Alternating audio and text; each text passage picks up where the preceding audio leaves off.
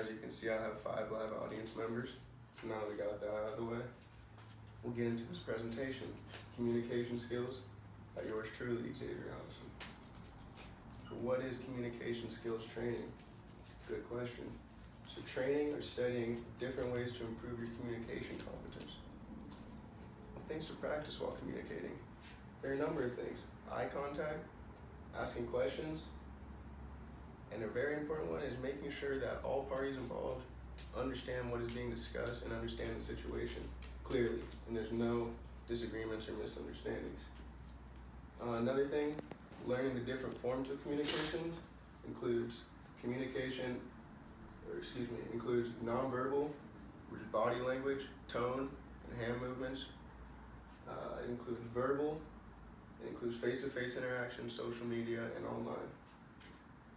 And lastly, communication skills training is for anyone seeking to improve how you can convey and receive messages.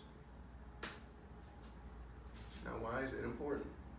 Well, communication with other humans is something no one can avoid. It happens every single day. So, and no one's perfect at it, so it's something that we can all improve on.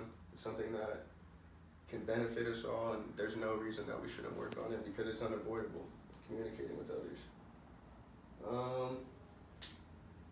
Another reason, to positively change or save relationships. Many relationships go through turbulence or struggles whenever there's disagreements or arguments, and a lot of times that causes separation or fights, but if you can communicate through that, it could save the relationship, it could change the outlook or the outcome.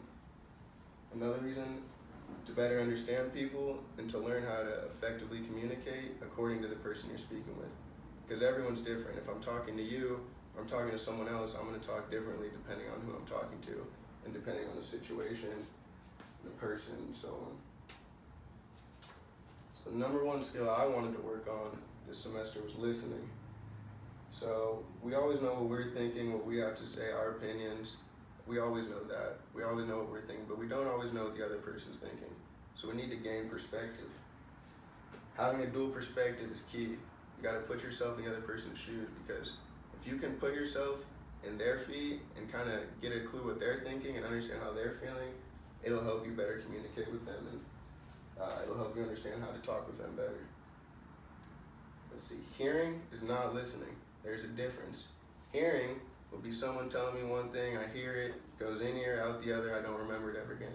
Listening is hearing, asking questions, understanding, and aiming to further the conversation to understand this person. And a couple things that can help you be a good listener: ask questions, stay engaged, and avoid all possible distractions.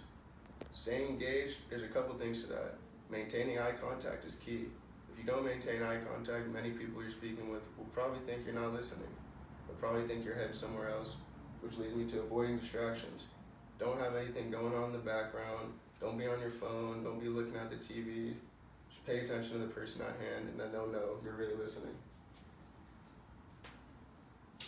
So my personal journey along improving my communication skills. I have a lot more disagreements than I would like to. Me and my mom don't really argue, but my friends and I do a little bit. Me and my girlfriend do. But, that's why I'm here. That's why I'm trying to improve this stuff. So like I said, perspective is the biggest thing. For me especially, I've learned that trying to understand where the other person is coming from, or trying to understand their feelings and how they're thinking, allows me to better just respond to them and to better understand how to respond to them.